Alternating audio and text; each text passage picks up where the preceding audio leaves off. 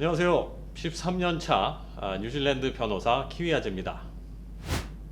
뉴스를 통해 접하신 분들도 계시겠지만 이민국이 오래전부터 예고해왔던 워크비자 관련 규정 변경이 며칠 전 드디어 발표돼서 조금 더 윤곽이 드러나게 됐습니다. 계속 뜸들여오던 이민법 변경, 과연 뭐가 어떻게 변하는지 궁금하시죠? 쉽게 말하면 점점 더 까다로워지고 있고 또 그들의 말을 빌리자면 루프홀, 즉 영주권까지 갈 수 있는 그런 루트가 하나 둘 막혀가고 있는 그런 상황입니다. 이번에 공개된 자료를 보면 좀 더 디테일하게 공개된 내용도 있지만 대부분은 여전히 확정이 안 된 상태라서 대략적인 로드맵만 발표되었고요. 따라서 아직까지는 100% 확정되거나 보장된 내용들이 아니라서 전해드리기 좀 조심스러운 부분도 있습니다. 그래도 굉장히 중요한 내용들을 담고 있어서요. 이번에 소개를 해드리려고 합니다. 이번 영상은 분량이 좀 길지만 주요 내용만 간추려서 최대한 쉽게 설명해드릴 테니까요. 끝까지 봐주시면 감사하겠습니다. 변경되는 이민법 그 첫 번째 워크 투 레지던스 비자 카테고리 중 하나인 Accredited Employer Work Visa 제도입니다. 즉 고용주 인증 워크 비자 제도의 기준 연봉이 현행 55,000불에서 79,560불로 크게 상향 조정됩니다. 이게 적용되는 시점은 10월 7일, 지금부터 약 3주 후가 됩니다. 자, 이 의미를 이해하시려면 워크 투 레지던스 비자 카테고리부터 설명을 해야 합니다. 워크 투 레지던스 비자는 줄여서 WTR 비자라고 불리우기도 하는데요. 이 WTR 비자는 세 가지 서브 카테고리로 나눠집니다. 첫째는 직업이 Long Term Skill Shortage List, 그러니까 장기 부족 직군에 속하면 신청할 수 있는 장기 부족 직군 워크 비자. 두 번째는 고용주가 이민국으로부터 Accreditation, 즉 인증 자격을 받은 업체라면 그 업체를 통해서 받을 수 있는 고용주 인증 워크 비자. 그리고 셋째는 예술이나 스포츠 분야에서 국제적 명성을 지닌 사람이 받을 수 있는 예체능 워크 비자입니다. 여기서 고용주 인증 워크 비자와 예체능 워크 비자를 각각 탤런트 비자라고 불리기도 합니다. 이 WTR 비자가 중요해진 배경은 이렇습니다. 대부분의 이민자들이 영주권을 받기 위해 Skilled Migrant Category, 즉 기술이민 카테고리를 통해서 영주권을 신청을 했었는데 문제는 IELTS 6.5라는 영어 점수가 크게 강화되면서 영어를 잘 못하시는 분들은 이제 거의 기술이민을 포기하는 그런 상황이 오게 됩니다.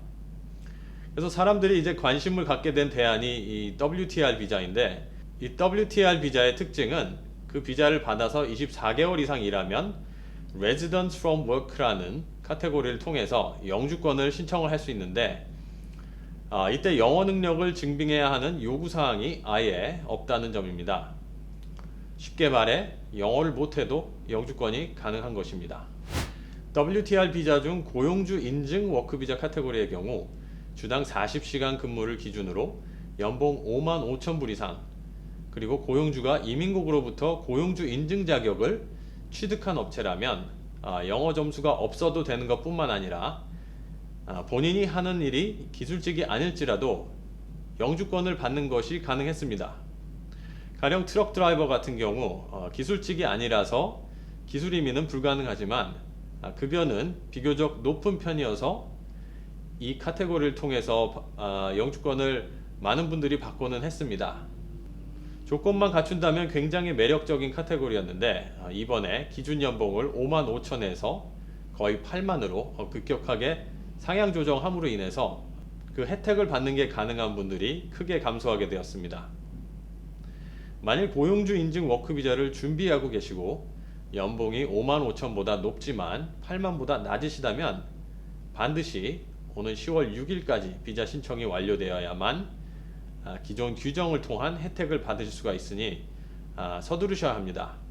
이렇게 막차를 타게 되시는 분들은 굉장히 운이 좋으신 분들일 겁니다. 사실 55,000이란 기준 연봉은 11년 전에 세팅이 된 거라서 업데이트가 될 때가 되긴 했었습니다. 자, 그 다음 두 번째로 칼을 맞게 되는 비자 제도가 현행 에센셜 스킬 워크 비자 제도입니다. 발표된 내용에 따르면 2020년 중순, 즉 내년 중순에 바뀔 예정이라고 하고요. 가장 크게 바뀌는 점은 더 이상 특정 직업의 기술 레벨을 가지고 낮은 기술직 그리고 높은 기술직 이렇게 판가름을 하지 않고요. 이제는 단지 시급만 가지고 판단을 하게 될 것이라고 합니다. 자, 여기서 기준이 되는 시급이 얼마일까요? 놀라지 마세요. 아주 충격적이게도 기준 시급을 25불로 책정을 할 것이라고 합니다. 또 사용하는 용어도 낮은 기술직 그리고 높은 기술직에서 낮은 임금 그리고 높은 임금 이렇게 바꿀 것이라고 합니다.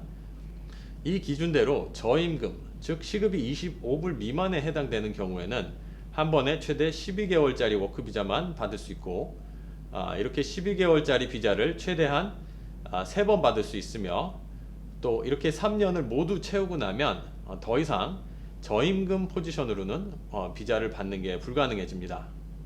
그때는 뉴질랜드를 떠나서 12개월이 지나야만 그게 리셋이 되고 다시 들어왔을 때 저임금 워크 비자를 또 신청할 수 있게 됩니다. 이렇게 나가서 보내야 되는 시간을 스탠다운 피리어드라고 하는데요. 일종의 쿨타임이라고 생각하시면 됩니다. 이민국 논리는 그렇게 3년이란 시간을 뉴질랜드에서 정말 열심히 일한 사람들이라면 시급 25불까지도 도달할 수 있을 거라는 그런 생각인데요. 과연 그게 가능한 사람들이 얼마나 될까요? 그나마 다행이라면 현행 규정상 비기술직은 배우자나 자녀의 비자를 스폰서하는 게 불가능한데요. 내년 중순 앞서 말씀드린 것처럼 저임금, 고임금 시스템이 도입이 되면 저임금 비자 홀더도 배우자나 자녀의 비자를 스폰서 할 수 있게 해준답니다. 근데 여기서 말도 안 되는 게 뭔지 아세요? 배우자를 스폰서 하는 경우 그 배우자는 비지터 비자로만 거주가 가능하답니다. 몇 년 전에는 비기술직도 배우자를 스폰서해서 오픈워크 비자를 받아서 맞벌이를 하는 게 가능했었는데요. 저임금 워크 비자를 가진 사람의 배우자에게는 오픈워크 비자를 더 이상 안 준다는 얘기입니다. 맞벌이 하고 싶으면 각자 단독으로 워크 비자를 취득하라는 거고요. 만약 그게 아니라면 그냥 3년 동안 아무것도 하지 말란 얘기입니다. 현재 뉴질랜드 실업률도 굉장히 낮은 편인데 도대체 무슨 시츄에이션인지 모르겠습니다. 이렇게 도입될 저임금, 고임금 시스템의 최대 수혜자는 아무래도 비기술직이지만 시급이 높은 직업을 갖고 계셔서 고임금으로 분류되는 그런 분들일 겁니다. 예를 들어 요양원에서 일하거나 트럭 운전을 하시거나 농장에서 일을 하고 있는 등 힘들고 어려운 일은 상대적으로 시급이 높은 편이라서 기술이 낮더라도 3년짜리 워크 비자를 연속으로 신청하는 게 가능해지고요. 배우자도 오픈 워크 비자를 받을 수 있을 것으로 예상합니다. 물론 거기서 영주권까지 가는 건 또 다른 얘기겠지만요.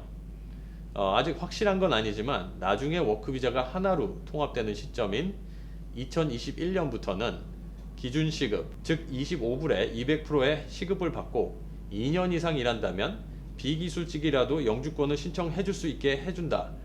그런 언급이 있습니다만 그렇게 되면 연봉이 10만 불이 넘어야 된다는데 이거 장난하는 겁니까?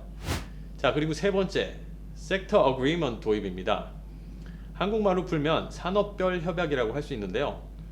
인력 수급에 어려움을 겪고 있는 특정 산업들에 한해서 정부와 개별적인 협약을 맺고 또 그 협약을 통해 단기적으로는 저임금 워크 비자가 좀 더 수월하게 발급될 수 있도록 해주지만 장기적으로는 해당 산업에 속하는 비즈니스들이 외국인 노동자에 대한 의존도를 점차 줄여가고 또 현지인들을 좀 더 채용하고 트레이닝하는 등 여러 가지 노력을 기울여야 한다는 취지입니다.